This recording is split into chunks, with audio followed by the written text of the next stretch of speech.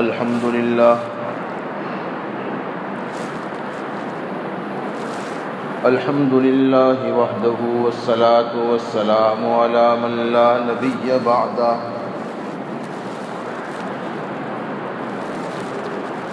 أعوذ بالله من الشيطان الرجيم بسم الله الرحمن الرحيم ومن يكفر بالإيمان فقد حبط عمله وهو في الآخرة من الخاسرين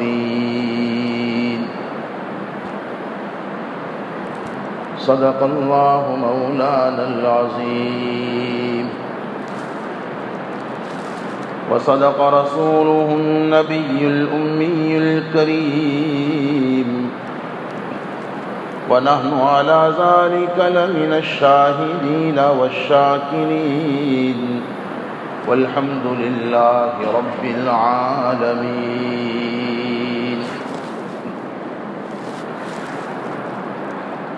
اللہ جل شانہ کی ایک شان یہ بھی ہے کہ وہ رزاق ہے۔ قرآن پاک میں اللہ کی جو مخصوص صفات کا تذکرہ ہے، آپ کو پتہ ہی ہے ان اللہ هو الرزاق، یعنی رزق تقسیم کرنے والا وہی ہے۔ عام طور پر ہم اور آپ یہ سمجھتے ہیں کہ رزق کا مطلب ہے روزی، مال، دولت، پیسہ۔ ہمارے ذہنوں میں رزق کا یہی مفہوم ہے تقریباً، لیکن واقعہ یہ ہے، حقیقت یہ ہے، رزق جو ہے نا، یہ اس میں بڑی وسعت ہے۔ رزق کا مطلب صرف روپیہ پیسہ ہی نہیں ہے، اس میں ہدایت بھی شامل ہے اور صحت و عافیت بھی اس میں داخل ہے، جیسا کہ روپیہ پیسہ اور دولت بھی اس میں شامل ہے۔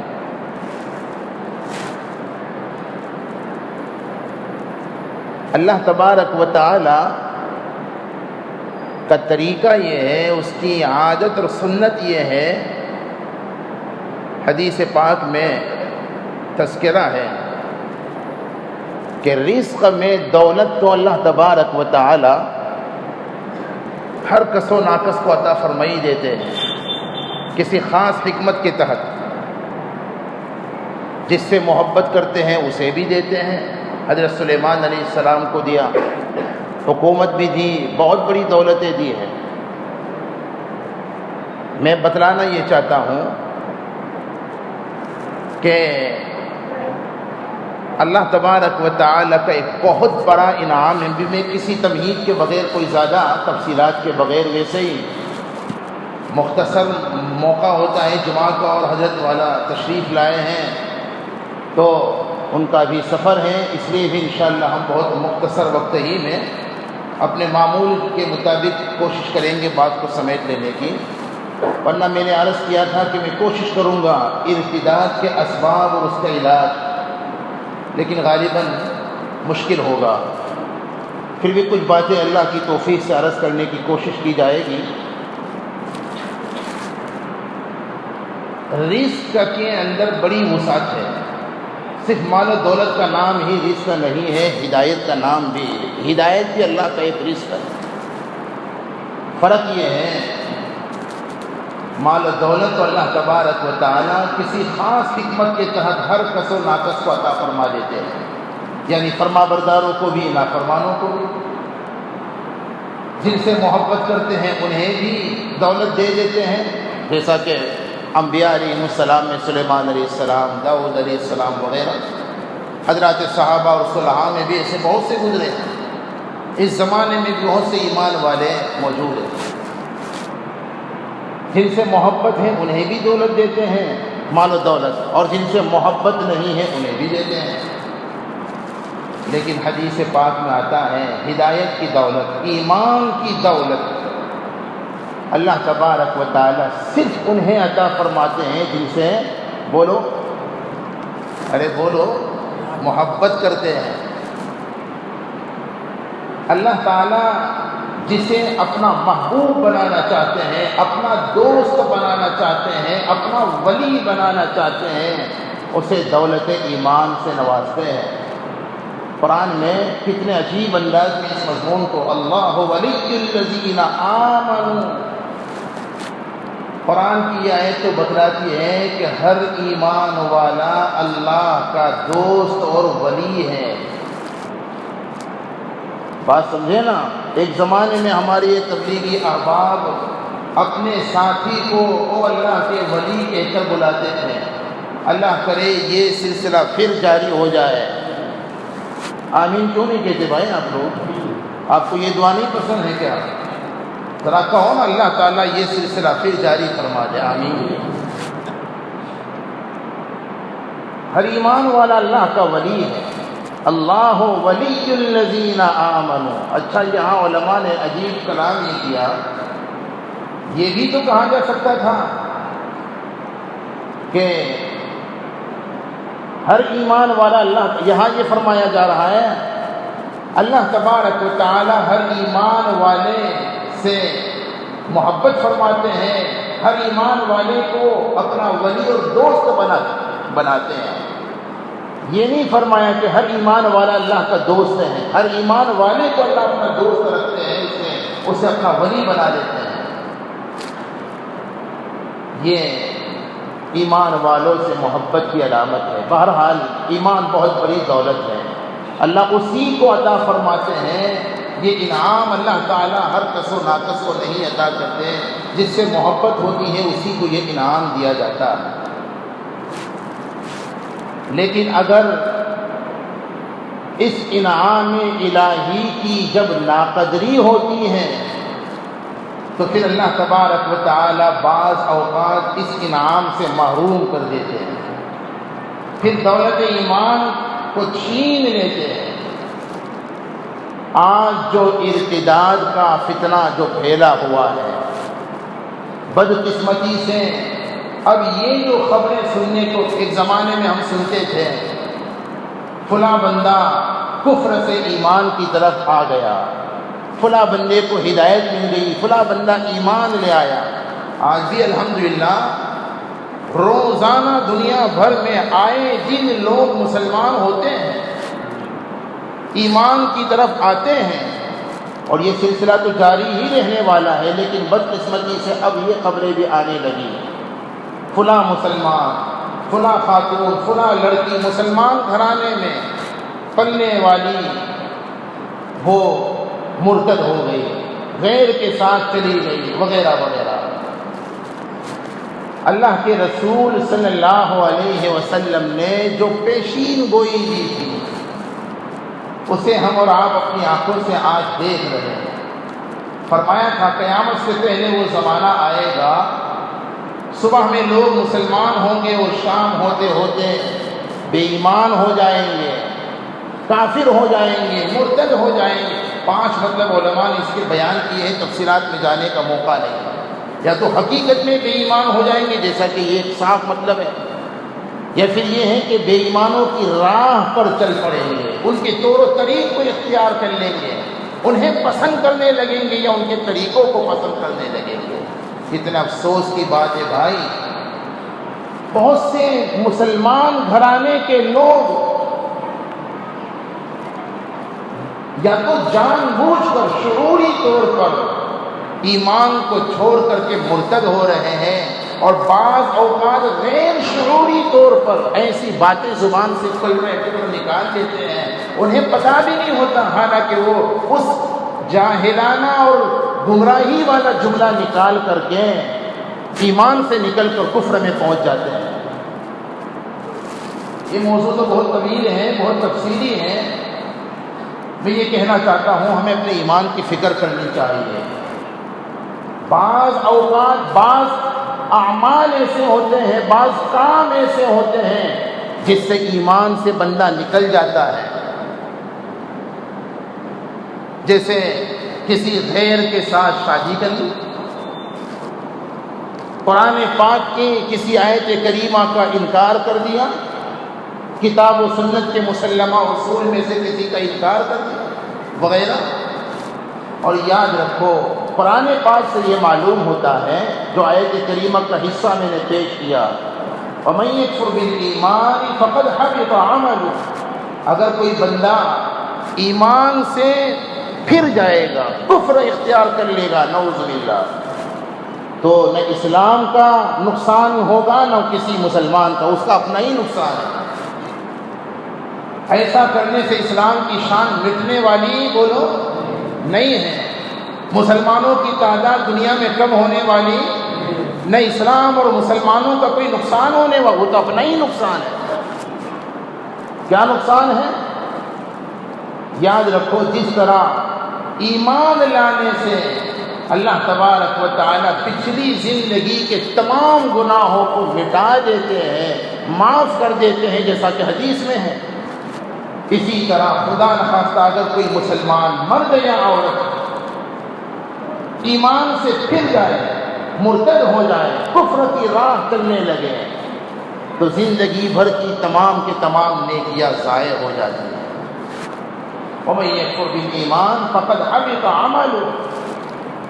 اور بھی بہت سے احکام ہیں۔ اسلامی حکومت اگر ہو اور وہاں خدا نخواستہ کوئی مرد اور عورت مرتد ہو جائے، تو سب سے پہلے تو نکاح ہی ٹوٹ جاتا ہے،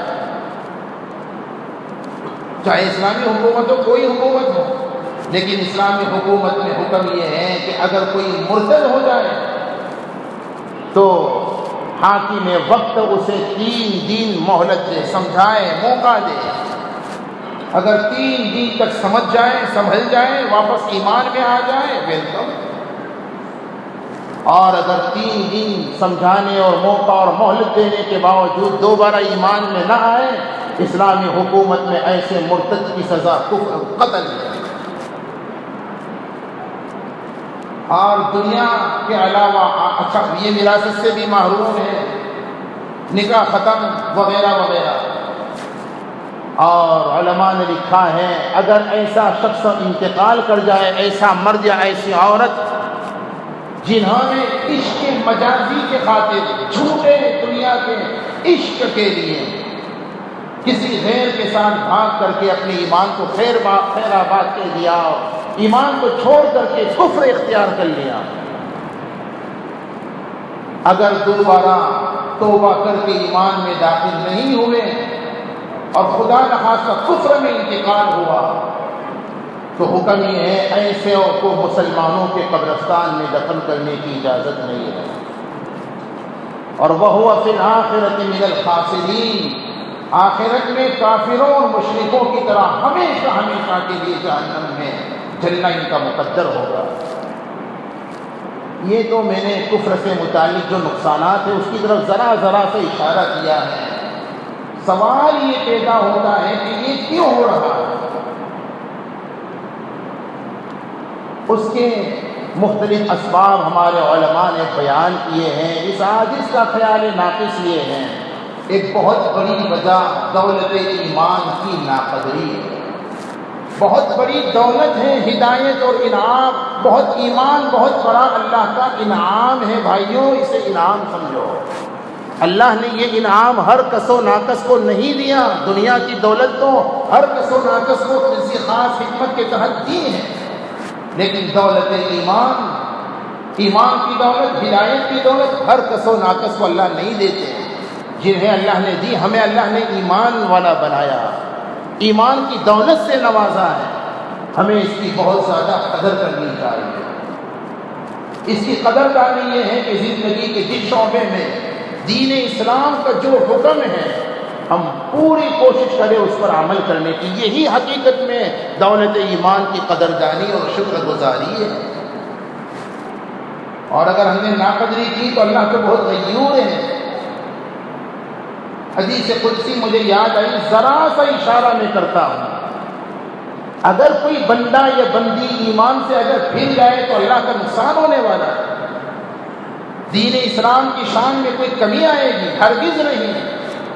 حدیث قدسی میں تو آتا ہے حق تعالیٰ فرماتے ہیں میرے بندو، تمہارے اول تمہارے آخر تمام کے تمام دنیا کے انسان، اس امت میں جو سب سے نیک اور سب سے متقی سیدنا صدیق اکبر رضی اللہ تعالی عنہ کی طرح بن جائے، میں آپ ہماری اولادیں اور ساری دنیا کے اس وقت کے مسلمان، آئندہ کے مسلمان کیسے بن جائے؟ بولو، ارے بولو، ان کے ایمان کی وہ سطح ہو جائے جو سیدنا صدیق اکبر، جو اس امت کے سب سے قیمتی اور سب سے متقی مسلمان ہیں، اگر کوئی اس سطح میں پہنچ جائے، حدیث قدسی میں آتا ہے حق تعالیٰ فرماتے ہیں پھر بھی میری شان میں تو کوئی اضافہ ہونے والا ہے ہی نہیں۔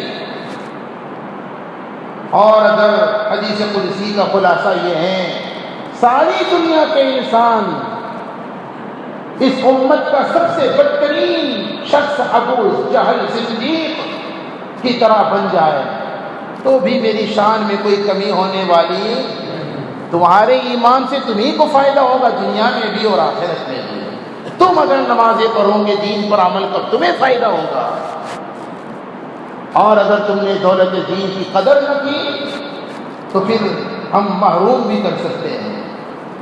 ارتداد کا ایک بہت بڑا سبب دولت دین کی ناقدری، ہم اسے پتہ نہیں 1,00,000 روپے کا چیک اگر کسی کو مل جائے، پھولا نہیں سماتا، اس کی کتنی حفاظت، دنیا کی دولت کی ہم کتنی حفاظت کرتے ہو، کرنی چاہیے، منع نہیں ہے، لیکن جیسے ہم اسے دولت سمجھتے ہیں اور اس کی حفاظت کا اہتمام اور انتظام کرتے ہیں، اس سے زیادہ اپنے ایمان کی، اپنے عقائد کی، اپنے اعمال کی حفاظت کی فکر کرنی چاہیے، اس کا انتظام کرنا چاہیے، اپنے اولاد کے لیے، اپنی نسلوں کے لیے اس کی فکر کرنی چاہیے، ورنہ ناقدری کی وجہ سے بندہ دین سے دور ہو جاتا ہے، اور پھر آہستہ آہستہ اتنا دور ہو جاتا ہے کہ دین سے نکل کر ارتداد کفر میں داخل ہو جاتا ہے۔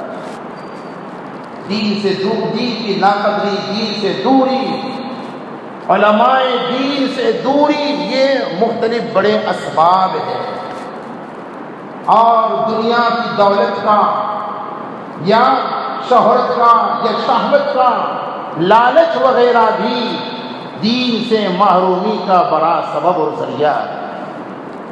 حدیث پاک میں آقا نے جو پیشین گوئی دی تھی تو اس میں اس قسم کے الفاظ ملتے ہیں، یبیع دینہ، بندہ اس زمانے میں، قیامت سے پہلے جو زمانہ آئے گا، دنیا کے معمولی نفع کی خاطر، اپنے بوائے فرینڈ کو پانے کے لیے یا دنیا کا معمولی نفع حاصل کرنے کے لیے دین کو بیچ دے گا، دین کا سودا کر دے گا۔ ہم اپنے لیے فکر مند ہو جائیں، بیدار ہو جائیں، اپنے اولادوں کے لیے، اپنے جوان بیٹوں کے لیے، اپنی جوان بیٹیوں کے لیے۔ یقین مانو میرے بھائیوں، اولاد سے محبت کا یہ مطلب ہرگز نہیں ہے کہ ان کی جائز اور ناجائز ہر قسم کی چاہت پوری کی جائے۔ ان سے محبت کا تقاضا یہ ہے کہ ان کی تعلیم اور تربیت، اس کی فکر کی، ان پر نگرانی رکھی جائے۔ ہمارے آقا کو اپنے شہزادوں سے، حضرات حسنین سے کتنی محبت تھی، دعائیں کرتے تھے کہ اللہ میں بھی محبت کرتا ہوں، تو بھی ان دونوں سے، حسن حسین سے بولو محبت کر، اور اللہ اتنا ہی نہیں بلکہ جو ان سے محبت کرے تو ان سے بھی، یہ کیا کوئی کم محبت ہے؟ بتلا گئے اولاد سے محبت کیسی ہوتی ہے، لیکن اس کے باوجود بہت مشہوریں سن چکے ہو آپ۔ ایک مرتبہ صدقے کی کھجور، بالکل بچے تھے، حضرت حسین رضی اللہ عنہ، بچے کی تو عادت ہی ہوتی ہے نا، جو بھی چیز دیکھی وہ کھانے کی اگر ہو تو خاص طور پر اسے تو منہ میں دبا ہی دیتے ہیں بچے، کھانے کی چیز نہ ہے پھر نہیں ہے پھر بھی وہ تو منہ میں۔ حضرت حسین نے کھجور صدقے کی تھی، منہ میں رکھ لی۔ کیا کیا آقا نے؟ جب پتا چلا کہ صدقے کی کھجور حسین نے منہ میں ڈال دی ہے، اپنے اس شہزادے کے منہ میں ایک کھجور کی کوئی حیثیت ہے؟ لیکن شہزادے کے منہ میں ہاتھ ڈال کر کے وہ کھجور کو نکال لیا۔ بیٹا یہ صدقے کی کھجور ہے اور صدقہ ہمارے لیے جائز نہیں ہے، ہم صدقہ کھانے والے نہیں کھلانے والے ہیں۔